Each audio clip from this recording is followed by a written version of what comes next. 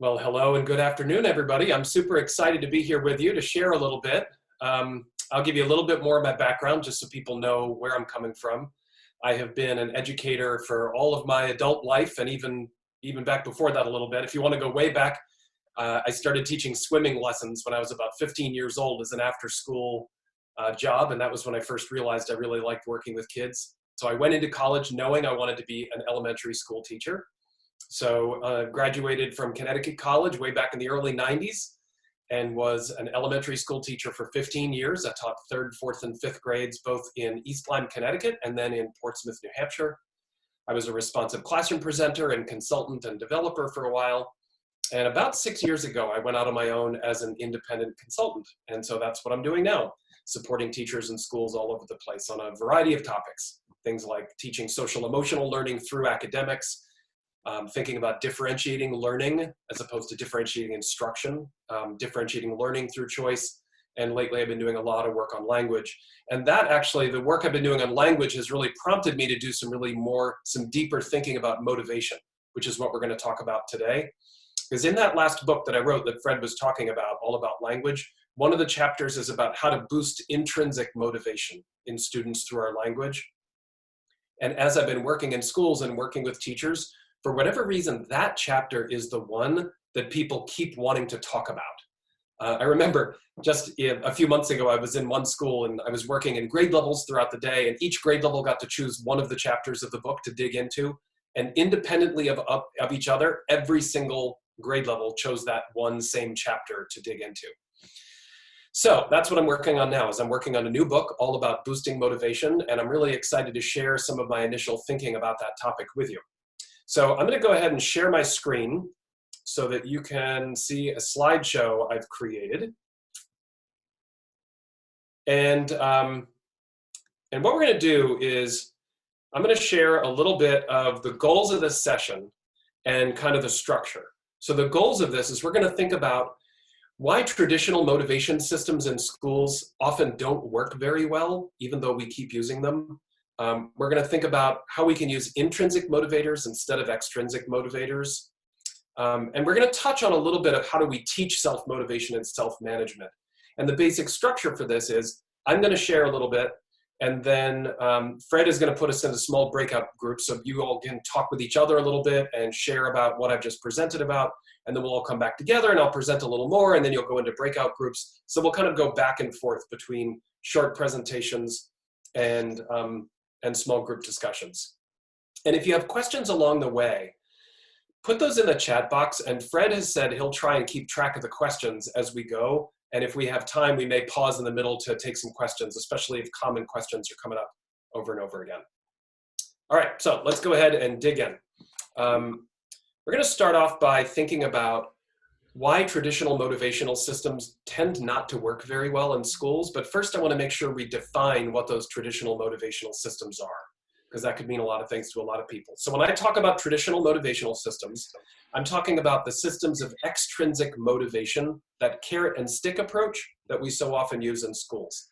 So the basic idea of that is that if kids engage in positive behavior, then they're going to get prizes or treats, whether those are stickers or pizza parties or ice cream parties, or if they don't behave well, then they're going to get consequences. They're going to lose recess or lose privileges, or they'll be embarrassed in front of other people.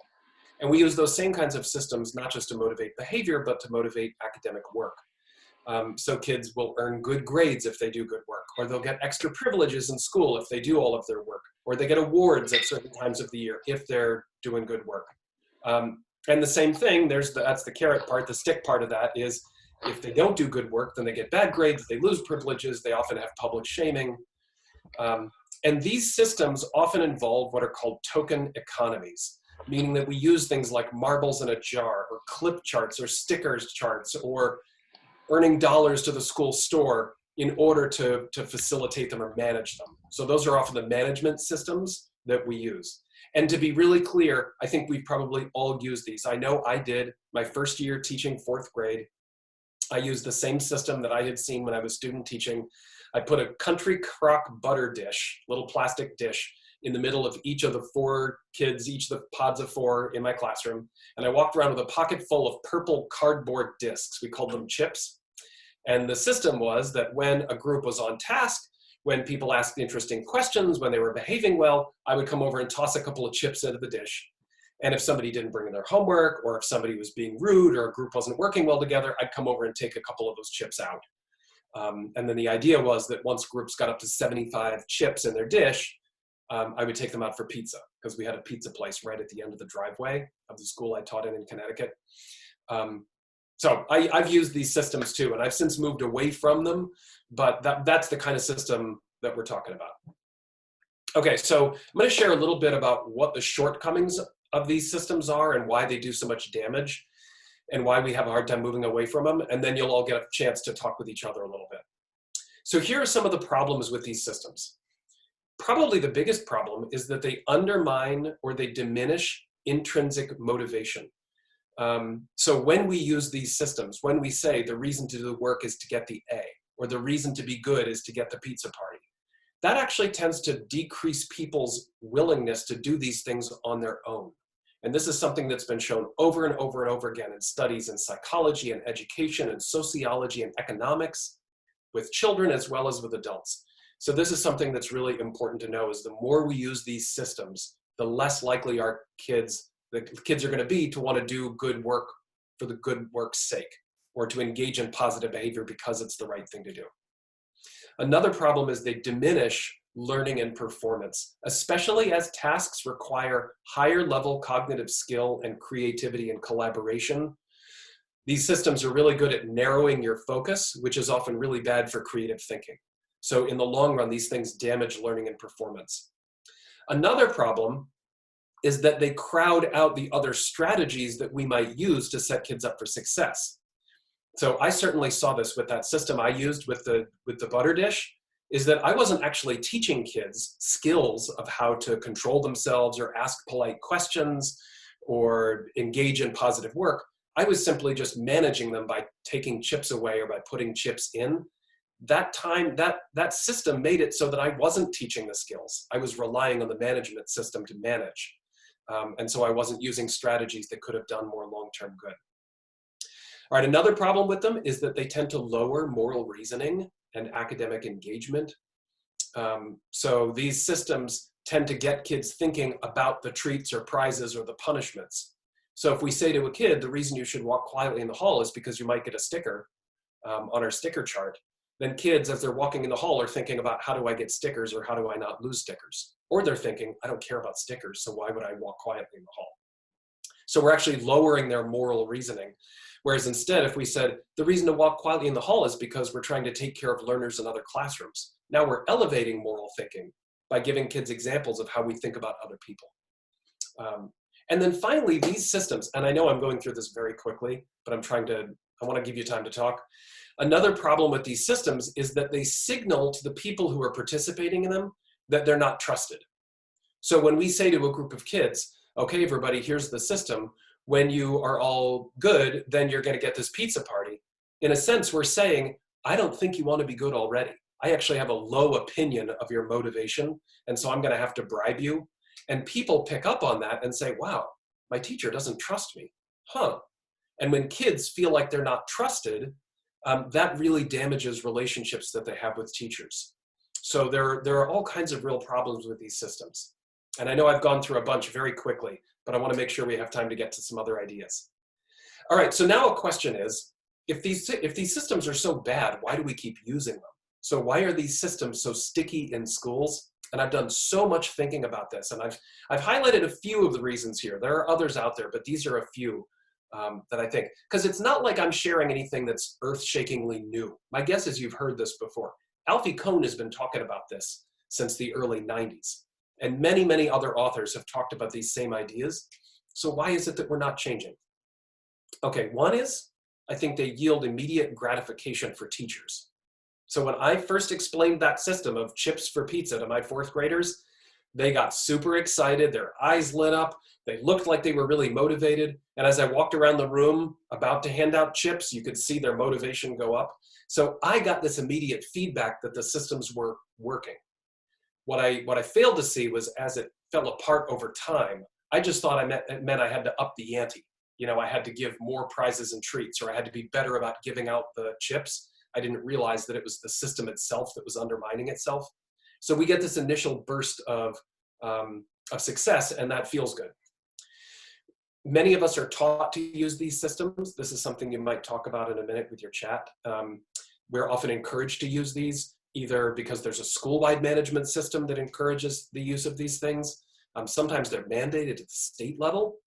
I've heard about that in some of the states I've worked in. Sometimes new teacher preparation programs encourage teachers to use these. So that's another reason that they're so sticky. Another reason, and I think this is a really important one, another reason these systems stick around is that many of us have this outdated vision of what the workplace is like.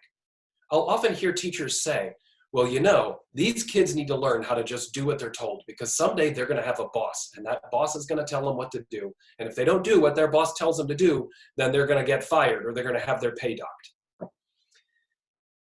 So there may still be some workplaces that operate like that, but they're few and far between, especially because so many low-level rote jobs have been either moved overseas or they're being automated.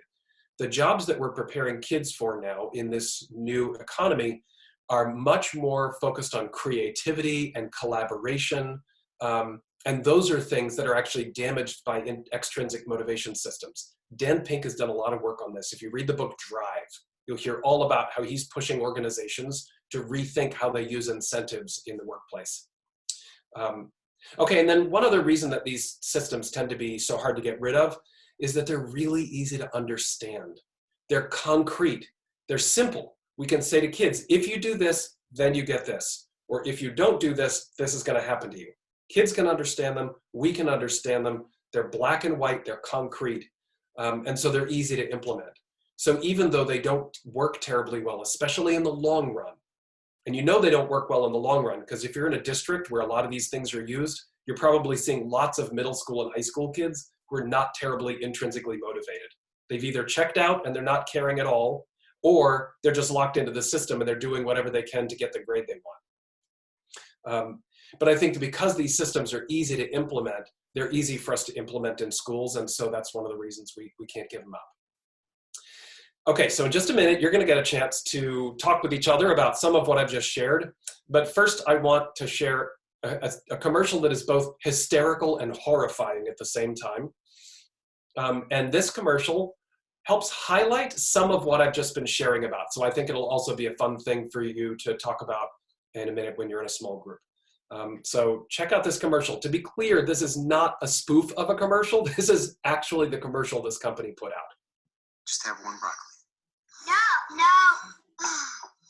Disgusting. Parents, is this struggle familiar? I mean, who has time for this shit? Not me. And don't expect the bloggers and books to have the answer. Hey, Mike, I just want to interrupt real quick. We can hear it, but we can't see the video. Oh, really? Yeah. So we see before Taiwan, so much more. see the slide, but not the Who's trying to escape? not the video coming up. Oh, I know why. Okay, this is a quick video, so we'll be able to start it over again. All right, let me stop the share, and we'll start the share again, and this time I'll share my whole screen. I think I just shared the PowerPoint before. Can you see it now? Just have one broccoli. Thank you. No. Disgusting. Parents, is this struggle familiar? I mean, who has time for this shit? Not me. And don't expect the bloggers and the books to have the answer. The solution is here. Bribery. That's right. Corrupt their innocence with a little over-the-table bribery. Is it ethical? No. But edible? Yes. Just pay them the fries they love to eat for the foods they don't.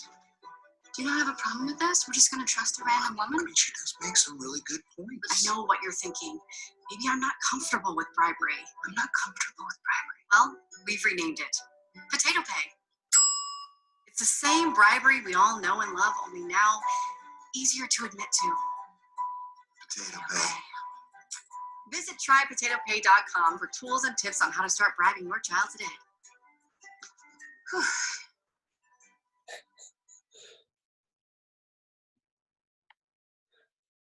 All right, thanks for the heads up about that, Fred.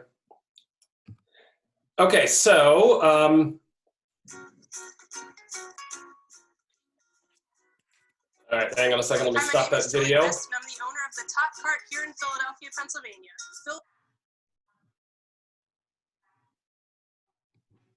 Okay, so what we're going to do now is you're going to break out into some small groups, and I have a suggestion for what you might talk about. So let me put up the PowerPoint again. So this will be a fairly short chat. It'll be in the neighborhood of 3 to 4 minutes. So first, give yourselves a minute to introduce yourselves, but keep that really quick. You know, just give your name and what your role is and where you are. And then talk a little bit about some of your reactions to what I just shared about extrinsic motivations and how they typically can do some real harm in schools. You could react to it, you could ask questions of each other, you could share connections and stories. And then what we'll do is when it's time to come back together again, you'll see a countdown to rejoin. It'll be about a minute. You can either wait for that to run out, or you can just go ahead and join in and come back into the main meeting again. And then we'll move on to the next section. Fred, we good to go? So, Mike, on my side, I don't see the option for breakout rooms on my options in the bottom. So I'm wondering if you've got it on yours, and if you do, if you want to just split people off. I will do that. Okay. All right, here we go. Have a good time chatting, everyone.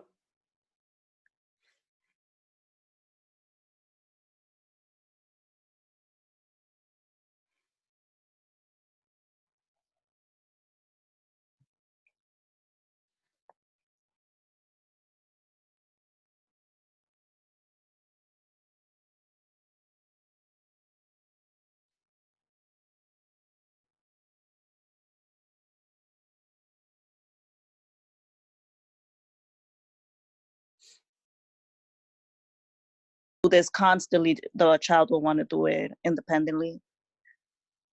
Right. I read the book Drive by Daniel Pink. It's a very good book if you haven't read it. And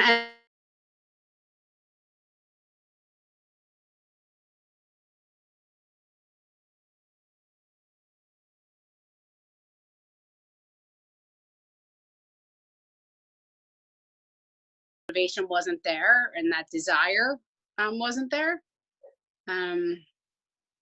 But as a classroom teacher, I was guilty. I had a ticket system. Yes, another colleague of mine, that's what she does to get them to do their work. She, you know, she'll bribe them with some candy.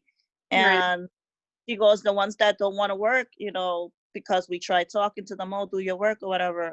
She says, then put your head down because, you know, you're going to distract other children from doing their work, some of them. I guess, you know, he's right. Like, how do you come across that? How do you get them to interact, to do their work without bribing them? Yeah, I think as he's talking, I'm thinking a lot about the social emotional learning pieces that we're doing. And, you know, I talk a lot in our groups about relationships. So I know forming relationships with students is sometimes a motivator, because they'll work for you because you have that relationship. But if you have a child that you can't build that relationship with, or they're reluctant to build that relationship, how do you motivate them?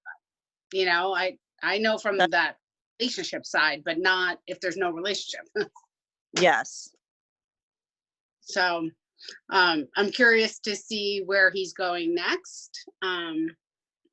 You know, what he's going to talk about, because I know in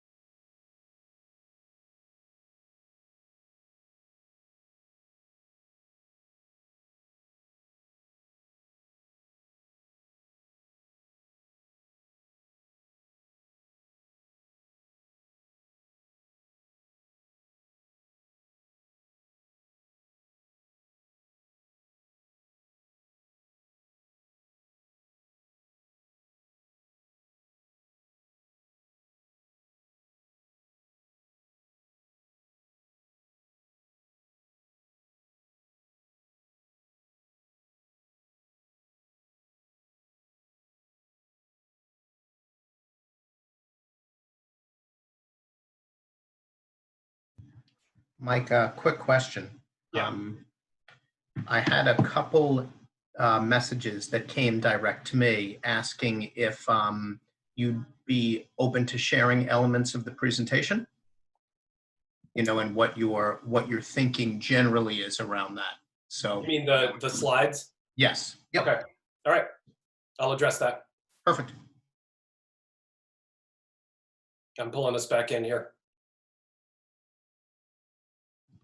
It was interesting that as a co-host, you can do things like record and let people in, but you can't separate people into breakout rooms. Yeah, that's interesting. Hadn't Right. anticipated that.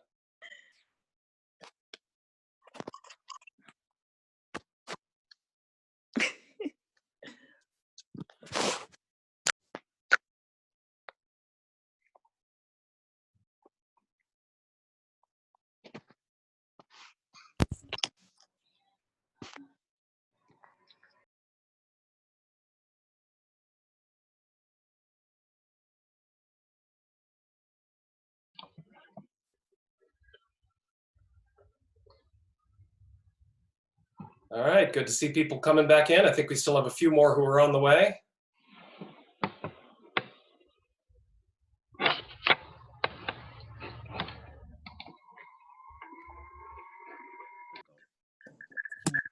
And everyone remember to mute yourselves as you come back into the main room.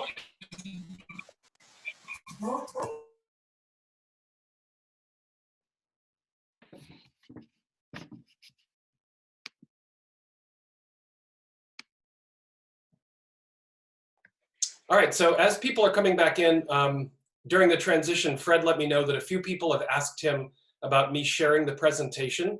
So I'll be happy to do that. Here's how it'll work. At the end of the session, I'm gonna give everybody a link to a live binder. It's a set of online resources. It is very much a work in progress. I'm still collecting resources. This is kind of an ongoing research project I'm doing. So I'll give you access to my research binder. And what I'll do is I will put a PDF of the slideshow that I'm using today into that live binder. So if people would like to go and check out those slides, you can do that. So that's how I'll share the information. All right, so let's go ahead and dig into this next topic. So the question is, if we're not going to use extrinsic motivational systems, if we're going to try and move away from marbles in a jar and stickers and tickets and all those kinds of things, what do we do instead? Now, part of the challenge here, because those other systems are so linear and simple, they're easy to use, they're easy to implement, the alternative is more complex, and we should just say that right off the bat, that it's harder to do. We're going to get better long-term results with motivation, but it's more complicated. So here's what we're going to explore in these next few minutes. We're going to think about how do we tap into intrinsic motivators, and I'll spend some time talking about what those are. We're also going to talk about what are some of the practices that leverage those intrinsic motivators. And then I'm going to do a little sharing at the end about ways we might teach self-motivation or instill self-motivation and teach self-management strategies. So that's what we'll spend the rest of the time together thinking about. All right, so let's think about some of these intrinsic motivators. There are 6, and I'm going to try and be brief as I share about these. So I'll share a little bit about what they are, and then some examples of them in action. And then you'll get a chance to break out and share and talk with each other a little bit more. Okay, so the first one of the 6 is autonomy. So this is all about power and control. This is a really motivational thing. We all like to feel like we're in charge, like we've got some control or some freedom or some self-direction. So autonomy is one of the intrinsic motivators we can tap into in learning so that we don't have to rely on those extrinsic motivators as much. Here are some examples of ways we might do that. I've done a ton of work in schools on student choice and how to leverage student choice, things like independent research projects, personalized learning. There are so many different ways that we can help kids feel a sense of autonomy and power and control in their learning and work. And the more we do that, the less we have to try and motivate them with gimmicks or trinkets or grades or toys. So autonomy is one of those intrinsic motivators. Another of those motivators is a sense of purpose. So this is all about work having a sense of meaning and significance. We know the reason why we're doing something, and the reason resonates with us. I think sometimes in schools we're really good at giving kids grown-up reasons for doing things, like you need to know how to do this because next year in 5th grade, your teachers are going to expect you to know this. That's a grown-up purpose, not a 4th grade purpose. A 4th grade purpose is we're going to learn all this so that we can teach your book buddies what we're learning. Or we're going to create a huge display out in the hallway so we can share with others in the school what we've been learning. That's a purpose that makes sense to a 9-year-old. So purpose is one of these motivators. And here are some of the ways that we can do this. Again, choice is one of the ways we can do it. But we can do things like project-based learning and community service learning, where the work is in service of something. We can have final performances or demonstrations of learning that can give a real purpose to work. The picture you see on the right here, you might recognize as Gollum. So one year with 4th grade, I had an end of the year challenge project, I called it. And I let students take on a project that they thought would be really fun and really challenging. And Justin Scase decided he was going to read The Lord of the Rings. I had read The Hobbit as a read aloud, and he really liked it, and he was this really strong reader, so he decided to read The Lord of the Rings. He did most of that at home. Then he created a 42-piece pictorial timeline of The Lord of the Rings. And then he's riding in the car with his parents, and he says, I think I should write a story. I bet I could write a sequel to The Lord of the Rings. And you know how Tolkien uses all this like poetry and singing in his work? Maybe I could like write a poem in my story. And his parents were kind of like, okay, Justin, whatever. He wrote a 13-page typed story of a sequel to The Lord of the Rings that had poetry in it. He had such a sense of purpose around this work. He couldn't wait to share this with the class, and it felt really important to him. It was unbelievable how much motivation he found in this work. So that's just one example of how purpose can really fire people up. Okay, another one is belonging. I heard this in one of the breakout groups, that it's so important for kids to feel a sense of connection to each other. And so it's really important for people to feel a sense of belonging, to know that you're a member of a community, to feel like you've got connections to other people is so important. So this is really motivational. And there are all kinds of ways we can tap into belonging with our students. And by the way, all of these ideas I'm sharing, these are absolutely about learning sort of as usual in the school, but these are also the very same things we can tap into right now with remote learning. And this is one of the ones especially that we've got to work at. How do we build a sense of belonging and connection with kids when they're physically separated? We can still do morning meetings, but maybe we do it in smaller groups. Both of my kids are in high school. They're still having advisory groups several times a week, and it's their chance to come together as a learning community and be together as a group, and it's so valuable and important for them. I was just working with a group of 2nd grade teachers yesterday from a school in New Hampshire. We were doing a Google Meet, and one of their big worries was, how do we close down the year with a sense of community when the kids aren't going to come back? And so we came up with these really cool ideas about creating a book of shared memories from the class that the teachers will put together, that all the kids will contribute to, and doing a writing anthology where every kid will get to submit a couple of pieces of writing from the year, and that's all going to go together into a class book. They talked about putting together a video where every kid was going to come on and say a little message and a little goodbye, and they were going to put that together into a video montage. So these are all ways that they're tapping into kids' need and sense of belonging as a motivator. Okay, another intrinsic motivator that we all have is a sense of mastery. It feels really good to know that we're learning, that we're growing. When we see ourselves getting better at something, that really fires us up. It gets us so motivated. This also has to do with our sense of kind of esteem and sense of self-worth. So when we have a real sense of accomplishment, we're experiencing mastery. Here's an example of mastery that I thought was just brilliant. It was in a high school calculus class. This was a school I was working with in Maine a few years ago. And this calculus teacher wanted her students to have differentiated learning opportunities in calculus. So she created this worksheet where all the kids were going to practice solving differential equations. You'll notice, if you can see this in your computer, that the slide is dark blue in the lower corner, lower left corner, and then it gets pinker and pinker as it goes up into the right. She called this a heat map. So the warmer the color, the harder it is to solve, and the cooler the color, the easier the problem is to solve. So the challenge here was for kids to find their just right challenge zone, place where they could experience challenge and mastery. So if they started with one problem and it was too easy, they knew to get a little warmer. And if they started with a problem and it was a little too hard, they knew to go a little cooler. So that was an example of differentiation that she was offering in calculus. So motivating. The kids were totally jazzed. I was in there when she was doing this, and the kids were really motivated to do the work. Okay, this is one that I've been thinking about a lot lately, and it's one that I've recently added to the list as I've been working on this research project. It's a sense of curiosity. We can be really motivated by things that we have a natural inclination to be curious about. I can't explain why I've always been interested in reptiles and amphibians, but ever since I was a little kid, I loved to pick up frogs. I love to look at snakes that are out in the garden. Just the other day, I was walking the dog and there was a snapping turtle floating by in a stream, and I just stood and watched the snapping turtle as it went by. I've always been fascinated by these things. And so when we feel a sense of curiosity for something, we can be really motivated to do cool work in it. So again, choice-based learning is huge here. Play-based learning is a great way to tap into curiosity. Giving kids independent research projects where they're getting to explore questions or topics that they're curious about. It's a fantastic strategy that can tap into curiosity. And then the final one, but certainly not the least important, is a sense of fun. We're really motivated for a sense of enjoyment and pleasure. We love to play. These are things that get us really fired up.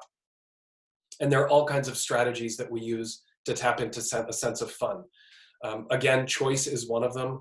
We can have kids engaging in plays and skits like these two guys who are putting on a mock interview for their class of the number 14.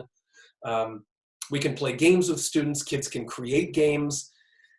We can integrate the arts into work, which can give a sense of play and fun to work. So there's so many ways we can tap into these intrinsic motivators. So this is one of the keys to getting away from these extrinsic motivation systems, is we've got to make sure the work is worth doing on its own.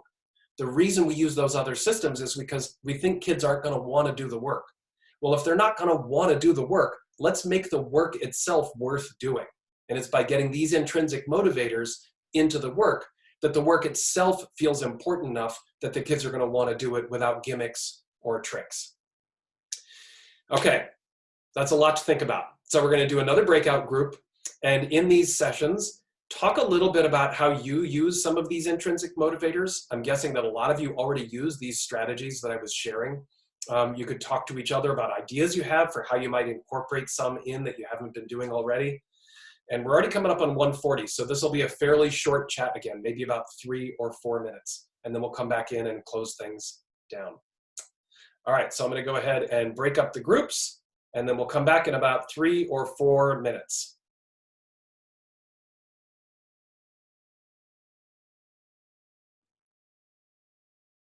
And here we go.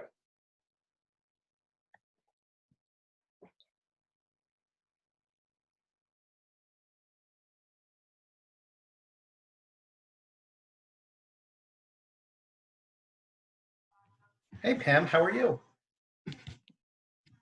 Oh, wait, I think you got muted when you popped in. So,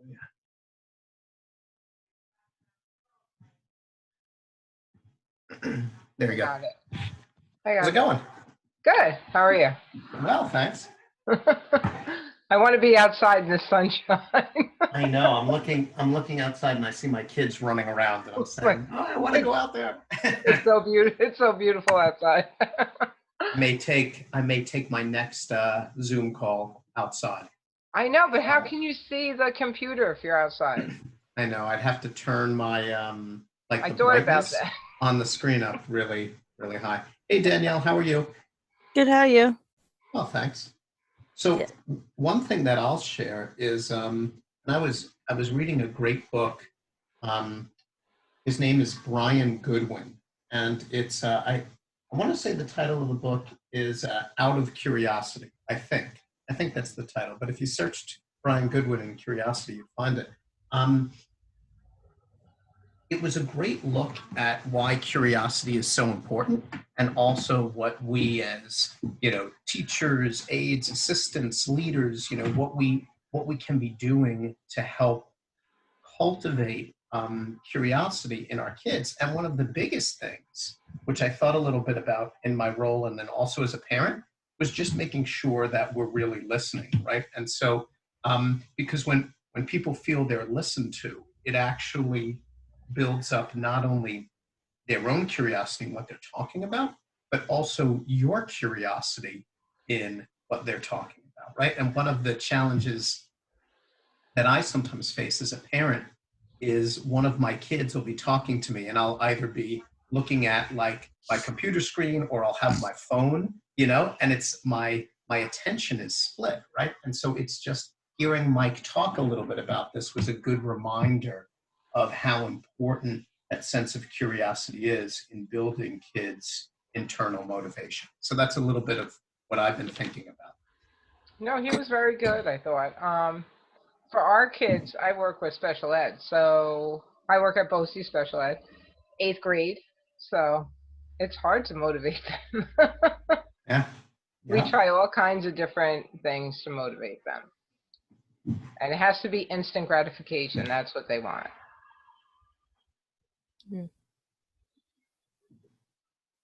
How about for you, Danielle? What's come to mind as you've listened to Mike? What you mean motivation? Mhm. My students need motivation all the time. So I had set up this this thing where a co-teacher actually helped me. Where it's like once they reach 100 points, they get a reward because they won't do work otherwise. Yeah. My students don't do if they don't get a reward. It's a hard thing for sure. Hey, Jim. Hello again, everyone. If you haven't already, remember to mute yourselves as you come back into the big room. Hello. Otherwise, we're going to hear your dogs barking in the background. All right, welcome back. We're going to go ahead and do a little bit more. I'm going to share a little bit more of the presentation, and then we'll finish off definitely before 2 o'clock because Fred might be able to feed us a couple of questions. And I think, Fred, you have a little bit of wrap up to do at the end too, don't you? Yeah, okay, so we'll go ahead and jump right in. Okay, so here's one of the keys. This is another way that we can become less reliant on extrinsic motivation systems.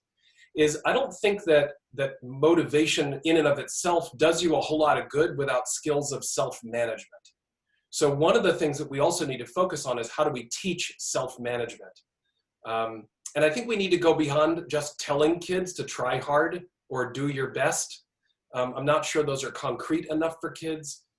Sometimes kids are already trying hard and we say do your best. I'm not sure that's all that helpful. And we need to recognize that there are teachable and learnable skills involved in self-management. This isn't something that you either have or you don't. We certainly see kids, just like we've got kids who seem to pick up reading almost magically. They're predisposed to it. I think we see kids who've got inclinations towards self-management, but it doesn't mean that not everyone can be self-managing. I think we can teach these skills. So one of the things we need to do is surface our own strategies and think, so how do we manage ourselves? I think one of the reasons we struggle with this sometimes is that for us, self-management has become so intuitive. It's something we just know how to do. And so when I ask teachers the question, you know, like, so how do you make yourself do something? They'll often say, well, I just do. I just make myself do it. I just tell myself to do it. Because we've so internalized the set of strategies, we don't even recognize them anymore. So one thing you can do is to think about when you've got something hard to do ahead of you, when you've got a big project coming up, how do you manage yourself? How do you get yourself motivated and moving forward in that work? And think about what strategies you're using and could some of those strategies be helpful for your students? Something that we can do also is model authentic self-management for students. I remember one time I was doing an independent research project with my 5th graders on weather. And I was doing a project right along with them so I could model skills and I could sort of be right with them in the midst of it. And I was trying to do this poster of tornadoes. I was trying to show the Fujita scale in a bar graph. And I wanted each bar to be shaped like a tornado, but I couldn't get the spacing right because every time I go to the final F5 tornado, it would be too big. And I was getting really frustrated. And some of my students were saying, Mr. A, it's okay. Like, we get what you mean. You could just leave the poster as it is. And I'm like, no, I really want this to look good. I was legitimately frustrated. And they saw me struggling with that and doing the poster over and over again. And that was the way I could model really caring about work and trying to do good work. There are also all these little strategies that we can teach kids as a part of our daily work. And I think where we sometimes miss the mark in schools is we think of social emotional learning as its own silo. You know, we think that we can have empathy on Tuesdays, or February is self-management month or something. I don't think those do kids a whole lot of good. Instead, we need to be teaching skills of self-management when they need it right in the moment. so we can teach them realistic goal setting and how to track their own progress so that they're recognizing their growth and success. We can teach them how to put something down and step away from it a minute and get a break, because that can really help you get back into the groove of things. One of my strategies is productive procrastination. When I'm procrastinating on one thing, I use that as like a motivation to get something else done I had to do anyway. It's like, I really want to be writing this book right now, but I'm just not finding the energy to write. And so I'm going to work on a presentation that I got to do, because then at least I'm getting something done. I think that's a strategy we could talk to our kids about. So there are all kinds of strategies that we might share with kids. And then this is an idea I'm playing with. You can see this is very rough drafty here. One of the things I've been thinking about as I've been working on this book is, are there certain strategies that seem to pair nicely with certain intrinsic motivators? Because I think we're not all motivated the same way. For some of us, autonomy is what's most important, and belonging is still important, but maybe not as much as autonomy. And for some of us, fun is what really drives us, and purpose, we could kind of take it or leave it sometimes. So what if we had kids identify which intrinsic motivators were especially meaningful to them, and then taught them strategies that accompanied those intrinsic motivators? That's an idea that I'm just starting to play with right now. And I'd love to hear feedback on that. If anybody wants to send me an email after this session, I'd love to hear what you think of that idea. That's something I'm kind of working with. And then one other thing, because I always have to come back to language because this is so important. Something else we can do to support motivation is to think about some language shifts that we might make that can help emphasize what we really want to emphasize. Let's emphasize immediate motivators instead of the someday you'll need this motivators. You need to know your multiplication facts, because next year in 6th grade, your teachers are going to expect you to, instead we could say, when you know your multiplication facts now, that helps you with long multiplication. It helps it be a little bit easier. We can move away from teacher-pleasing language that emphasizes you're working for me. Like, I love how hard you're working on your writing. That sort of sends the message, do it for me. Instead, we could say, wow, look how hard you're working on that writing. So we're still celebrating, we're recognizing what kids are doing, but it's not about us, it's about them. We could emphasize those intrinsic motivators that we want kids to internalize, and instead of those extrinsic ones. Like, if you want to get a good grade in the test, you'd better study. Well, what about the kids who don't care about grades? Why should they study if the reason is to get the grade? Instead, we might say, studying will really help you master some of this work we've been doing in class, and tomorrow's test is going to give us a chance to check in and see how you're doing with that. We can also emphasize things like student ownership. So instead of emphasizing teacher ownership, here are the 3 things that you're going to do for me in this next assignment. We can put that on the kids. Hey, here are 3 goals you have for this next assignment. So instead of, again, about it being about me, it's about the students. So those are some language shifts that you might consider. We're going to skip this discussion because I want to make sure we wrap up in time. I want to offer some other resources that you could check out. These 2 books that I've written that Fred mentioned, both have huge connections to motivation. And a lot of this new book I'm working on is sort of tying into these other 2. So these are resources you might want to check out. I've also just developed a course. It's an online course through EduPlanet 21 called Boosting Motivation in Your Classroom. And it's about a 3 to 4 hour learning path that'll help you explore motivation a little bit. Here's the address to the live binder. So you might want to take a screenshot of this just so you have that address. This address to the live binder is this new binder I'm putting together on motivation. It's still very drafty. It's in process, so you'll see it growing and changing if you look at it in a few days. And I'll put this slideshow into that binder, so if you want it, you can have it there. And then you might also check out my website. I've got a ton of blog posts and other resources on my website that are all about some of the ideas I've been talking about today. So I hope this has been interesting. I hope it's provided what Fred called a nice brain break for you, although there was some pretty heavy lifting in there. This was hard work for a brain break. And Fred, I'll turn it back over to you. I don't know if we have time for questions or not, if you need to wrap things up, but I'll let you handle it from here. Wonderful, thanks, Mike. So I wanted to certainly thank you for all the great work that you shared. And there were a couple comments in the chat that I'm wondering if you might speak to. So one of our participants talked a little bit about making sure that any approach we use, right? Like when we think about motivation in general, making sure that any approach we use, that we use it consistently, right? That these, that if we find a way to motivate students and find a way to put the learning in their hands, that we continue to build on that work, right? So one thing I'm wondering if you might talk a little bit about is, as teachers work with their students to really kind of determine how best to motivate each of those students, what are some ways or tips you might give to make sure that that work can happen consistently, right? That we keep moving forward with that. I mean, I don't know if if you have anything that you think about when you help teachers with that. Yeah, I sure do. And I think that you're absolutely right that when we do things consistently and there's consistency in our approach, then kids become familiar with the system and they can navigate it, they feel comfortable in it, and that's really important. So here's my suggestion. We want to also make sure that we're being consistent with our positive beliefs about kids and learning and teaching. And I find that oftentimes in schools, we spend a lot of time talking about what we're doing and how we're doing it, but not enough time connecting with the why we're doing it.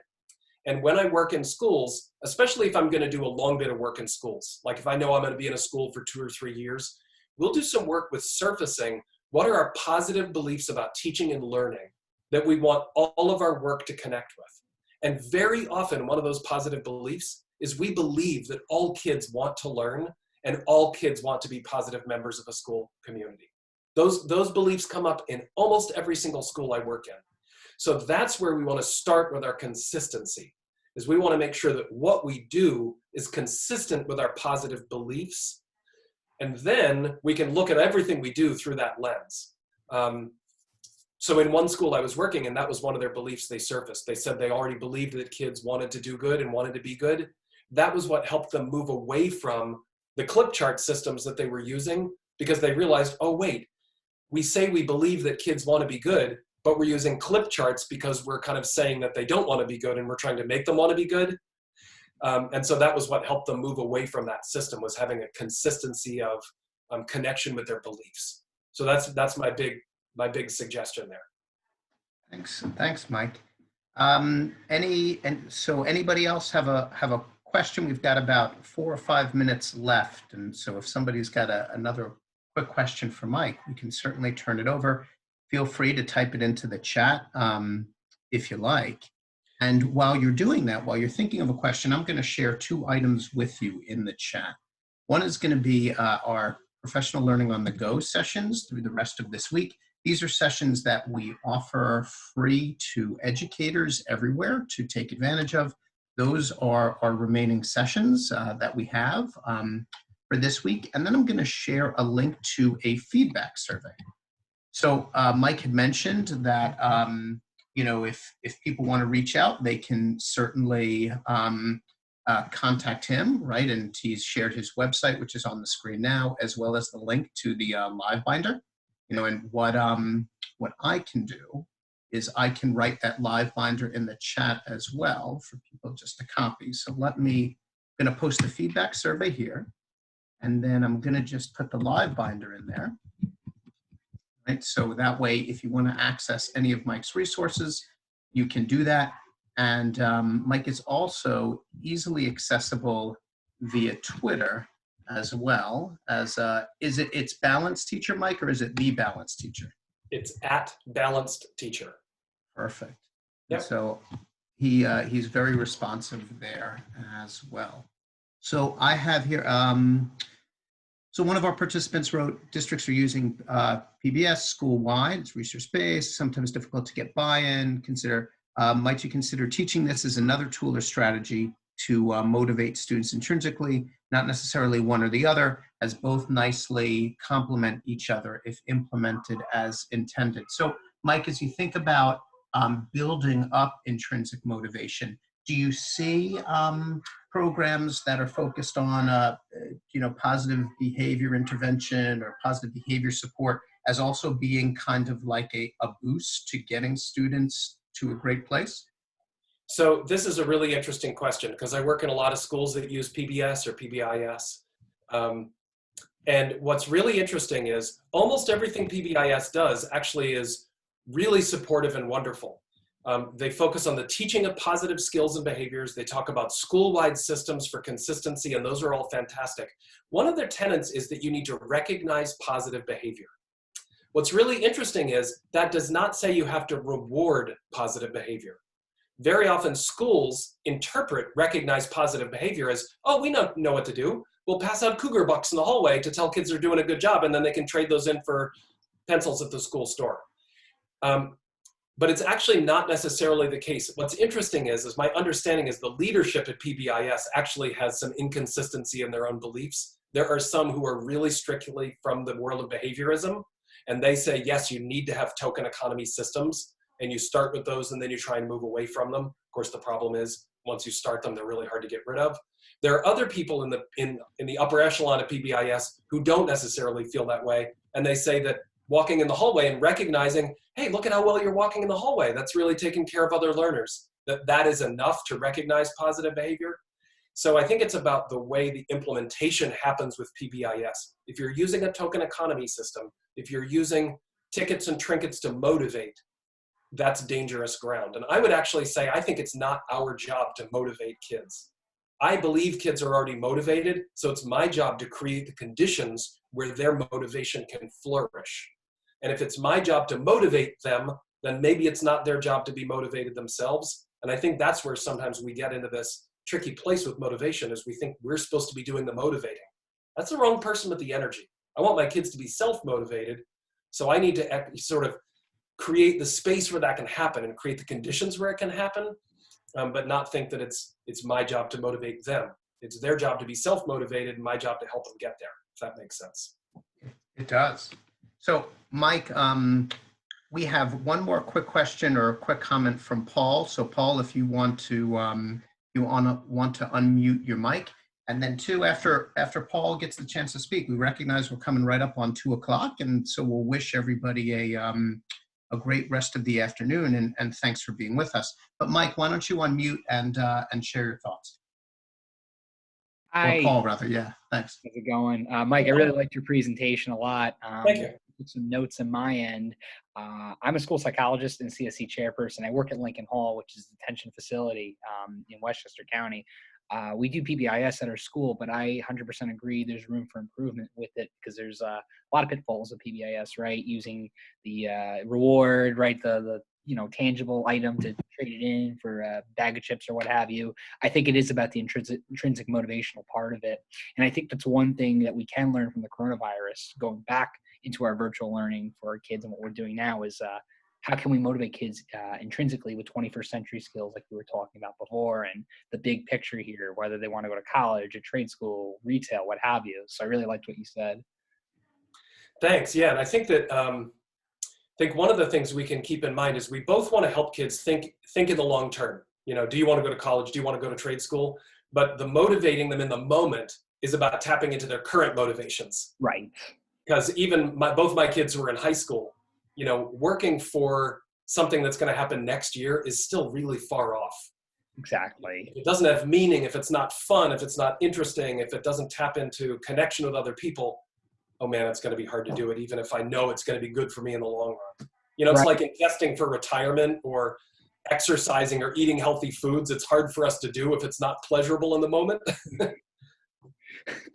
It's good. You don't want to like over reward to, get a kid off your back. I mean, educators, we all are guilty. I'm sure I've been guilty at some point doing that. You know what I mean? Because then you're creating a monster, you know what I mean? Metaphorically speaking, you want to do it in intervals and make it a little bit more challenging and all. So I really like this. That was Cool. Thank you.